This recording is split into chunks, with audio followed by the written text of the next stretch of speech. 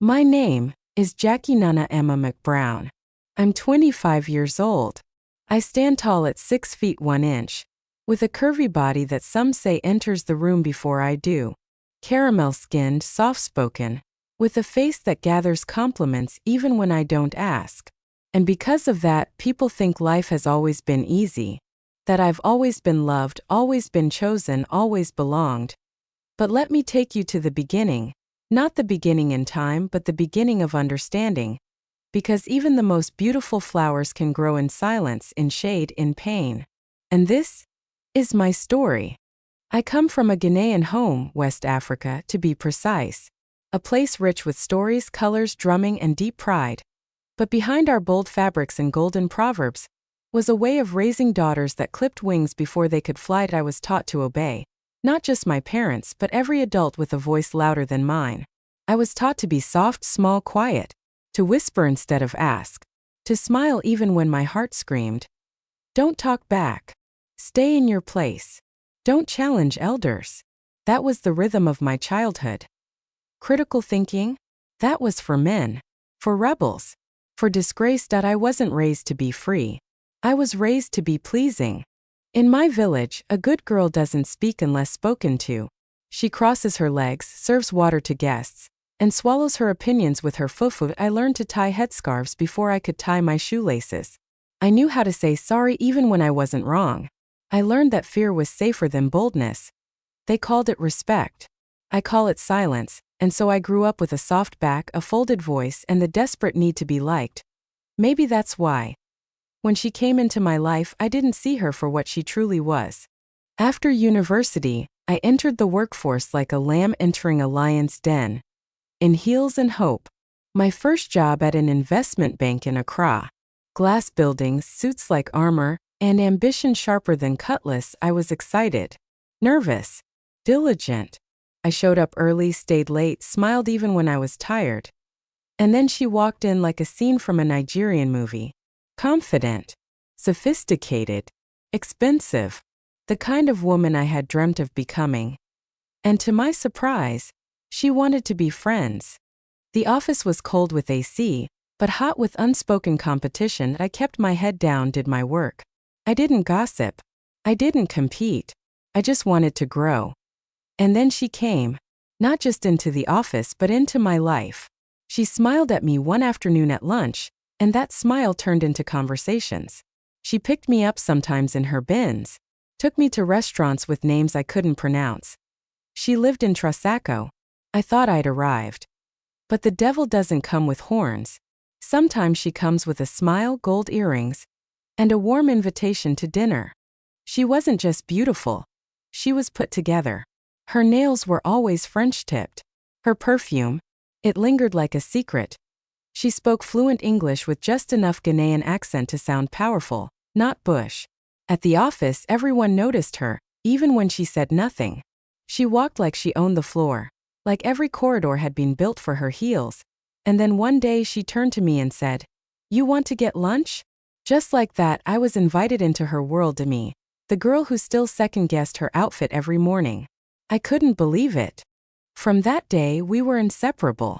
We laughed over bank stress, complained about deadlines, made fun of our annoying boss. She'd say, "Jackie, you're real, not like these fake girls around here." I felt seen, chosen, validated. That I didn't realize that sometimes people befriend you not because they love you, but because they love how small you make them feel. I gave her sisterhood, and she gave me performance. She would pick me up from work in her white Mercedes. The air inside smelled of vanilla and money.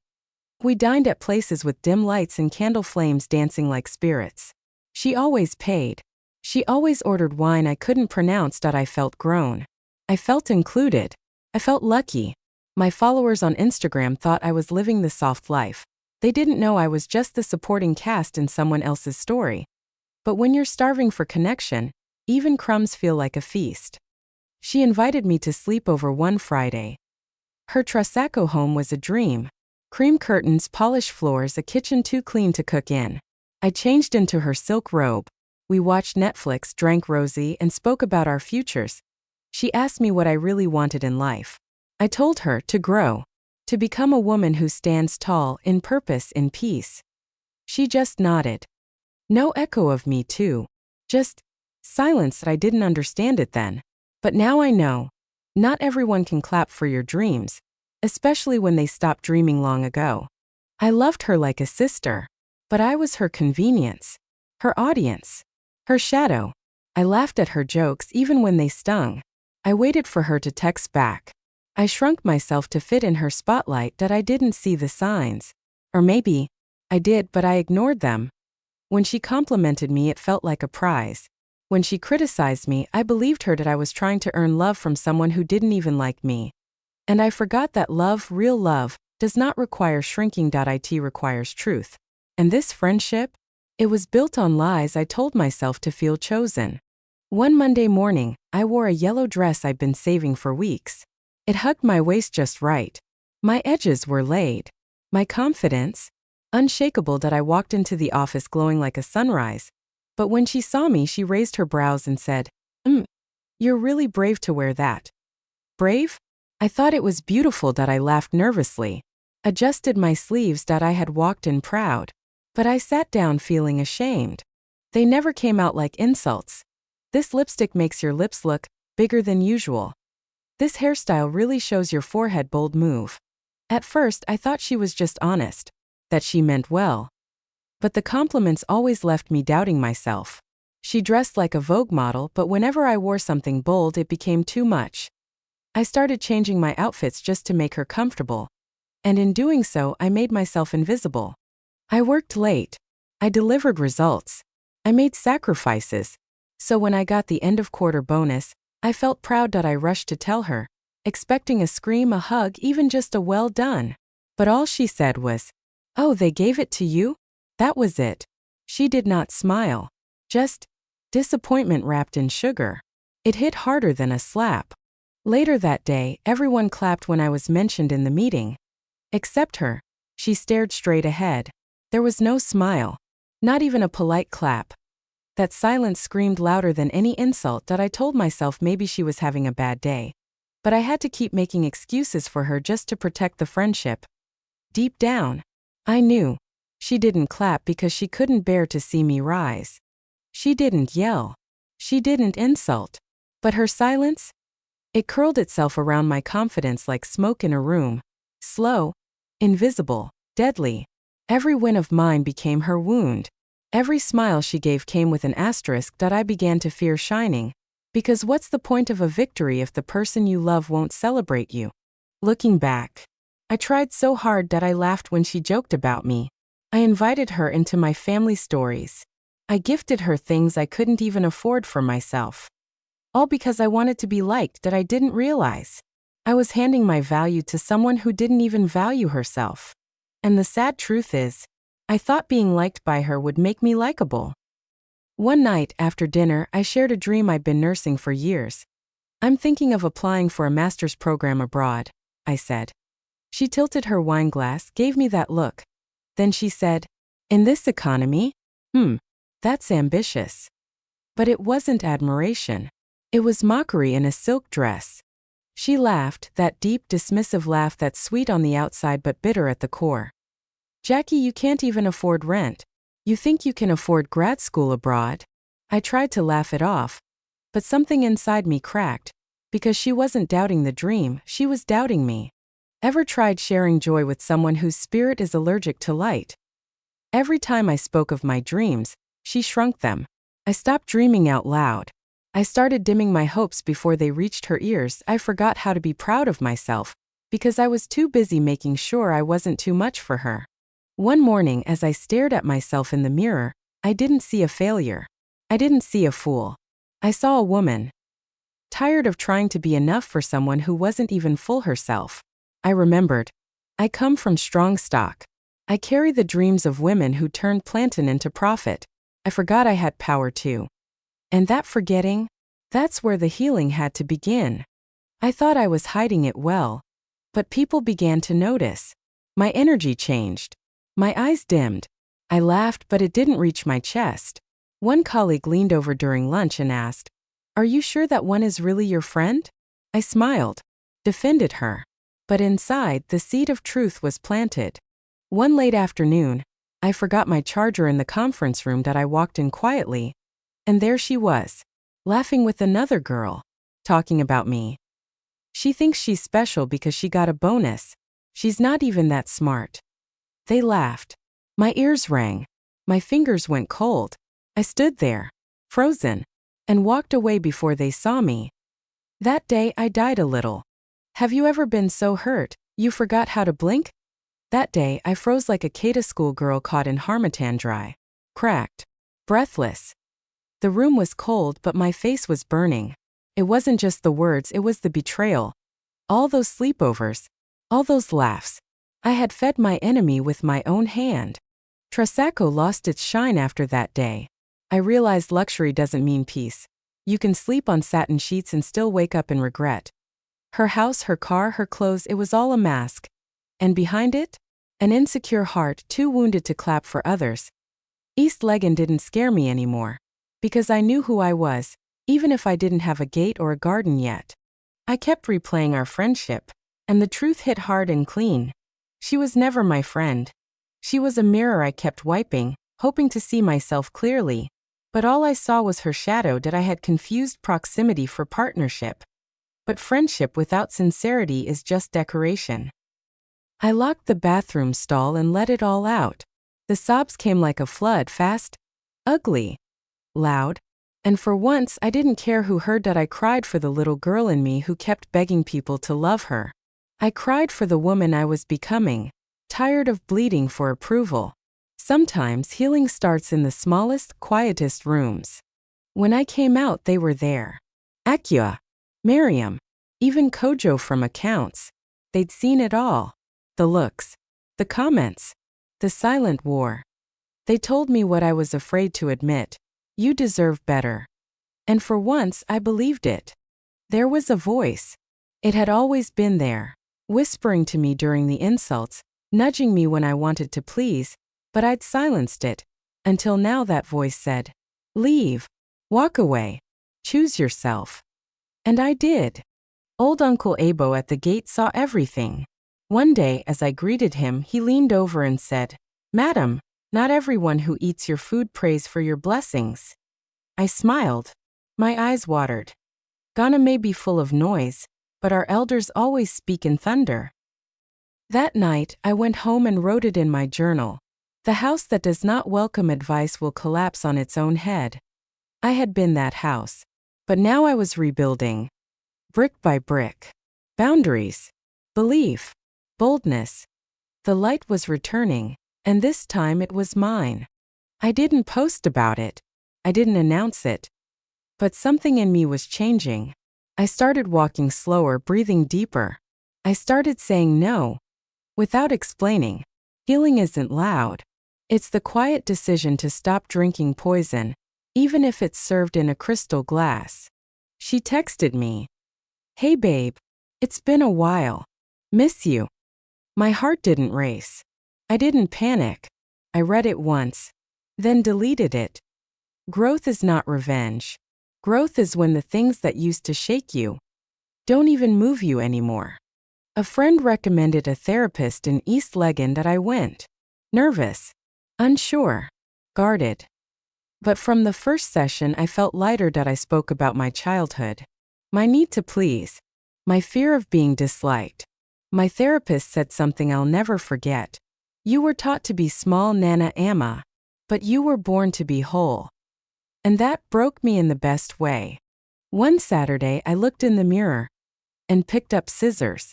I cut off the wig, then I weaved my natural hair. Not because I was broken, but because I was rebuilding. I wanted to meet myself again from the scalp. Every strand I dropped was a chain I no longer needed. I wore red. Not for a man. Not for attention. I wore it because it made me feel powerful. My shoulders were out. My earrings were loud. My heels were tall. For the first time, I dressed for the girl in the mirror. Not the girl in the corner of someone else's life. I got an email. "Dear Ms. McBrown, we'd love for you to speak at our Women in Finance event." Me? The same girl who used to whisper in meetings. I smiled, closed my eyes, whispered, "You're doing it, Nana Amma." The little girl inside me finally had a mic. Kojo from HR pulled me aside. "Jackie, you've changed." "What happened?" I smiled. I didn't say therapy. I didn't say heartbreak. I said, I stopped begging people to love me and started learning to love myself. That's the whole sermon. At the conference, I met her, tall, confident, with a laugh that shook the table.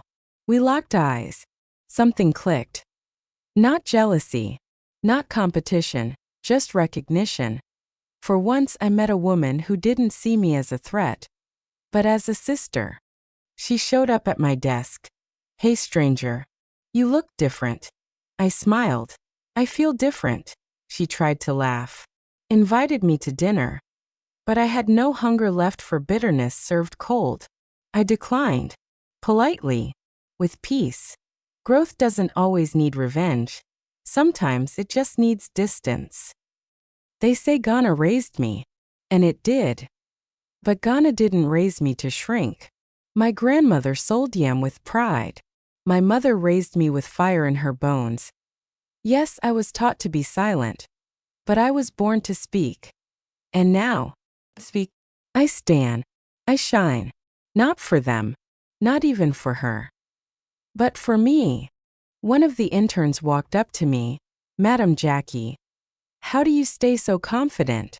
I laughed softly. If only she knew, so I started mentoring them. Teaching them what no one taught me. That their worth isn't measured by approval. That shrinking for others is not humility, it's self-abandonment. I became the woman I needed at 19. I bought a domain name. The Approval Fix. A place where Ghanaian girls like me could breathe. I wrote about silence. About friendship wounds. About finding your voice in a world that trained you to whisper. It wasn't just a blog. It was a revolution in lowercase. At first, they didn't understand. Why I cut my hair. Why I spoke up. Why I said no. But one day my mother looked at me and said, "You're becoming strong." Not rude. I see it now. And my father said, "Ush, so this quiet girl had fire all along." That day, I became more than a daughter, that I became a mirror of what they never dared to become. I booked a lodge in the Volta region. I had no makeup on through my stay. No post on my timelines. Just me, the hills, and the wind. I danced on red soil. I journaled under mango trees. For the first time, I wasn't escaping anyone. I was returning to myself. Before, I would break my back to explain myself. Now, I let silence speak for me. Some say I've changed. Others say I'm arrogant. But I've made peace with being misunderstood because authenticity has never been popular. She walked up at a conference. Loud. Laughing. "Jackie. Long time. Let's catch up." I smiled. Politely. But I didn't offer more. Because when people clap for you in public, after poisoning you in private, it's not friendship. It's performance. And I don't audition for old roles anymore. I didn't post shade. I didn't rant. I didn't expose. I succeeded. My healing became my revenge. My growth became my answer. And every step forward whispered, "You never broke me." They invited me to speak on growth, confidence, and becoming on TV3's prime time. My voice on national airwaves.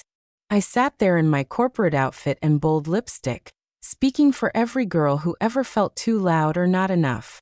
I looked at the camera and said, "Your softness is not your weakness, it's your rebellion." Sometimes I sit on my balcony and whisper, "Look at us now." The girl who once begged for crumbs now dines with queens. The one who feared judgment now wears her story like Kenty. If younger me could see this, she would cry. But it would be the kind of tears that water dreams. People ask if I forgave her. I did. Not for her, for me. But forgiving doesn't mean keeping someone in your life. I didn't just forgive her, I forgot her. Her name no longer stings. Her silence no longer echoes. And that, my dear, is true freedom. One day, a girl from Ho Polytechnic messaged me. "You don't know me, but you gave me language for what I couldn't explain." I cried. Not because I was sad, but because I realized I had become a voice for those still whispering, a mirror for those who had only ever seen shadows. They still said it. She's too much. She thinks she's better than us. I used to wilt when I heard that. Now I water myself with it, because when a woman knows who she is in a world that benefits from her doubt, they'll always call her names. Let them talk. I'm busy living. The red dot. The stage. The spotlight. My name is Jackie Nana Amma McBrown, and I was raised to be silent. I paused. The room went still. And then I told them about betrayal, about shrinking, about becoming. And I ended with, your softness is not your shame. It's your inheritance. The crowd rose. I didn't cry. I had already done that. In the bathroom stall, remember? I passed by the bank one Tuesday. I wasn't there to impress or prove. I just greeted the receptionist, waved at Kojo, and smiled at my old desk. The chair still squeaked. But I didn't sit down, because I didn't belong there anymore. Not because I wasn't enough, but because I had outgrown it. It started as essays, then became chapters. Then a publisher from Kumasi called and said, "This is gold." So I titled it, "Don't Dim Your Duku." It was a letter to every Ghanaian girl taught to shrink herself for others to shine. My past became pages. And those pages, they flew. People still asked, "Why you? How did you get here?" I used to explain, list credentials, overcompensate. But now, I just say, because it's my time. And that is enough. I am enough. One day I realized something strange. I hadn't thought of her in weeks. Her name didn't sting. Her face didn't rise in my memory. She was a ghost I'd stopped feeding. And like all unfed ghosts, she faded. She's 5. Missing teeth. Full of questions, she watched me on TV and ran to hug me. "Auntie Nana Amma, I want to be like you when I grow up." I picked her up and whispered, "No, sweetheart, be even better." And in that moment, I knew I had broken the cycle. From Makala to Geneva, I wore kente and stood before an international crowd, spoke about African women, about beauty, betrayal, and brilliance. They clapped. But more importantly, they listened. The story that began with shame had become something sacred. A Ghanaian girl's rise became a global seed. In some small village, they now tell my story. There once lived a girl named Nana Amma, who was betrayed by the one who drank from her cup, but rose like the morning sun. I'm no longer just a woman. I am a lesson. I am a whisper mothers pass to daughters. I am a proverb. I am proof that you can be soft and still survive. My name is Jackie Nana Amma McBrown. And this is how I return to myself.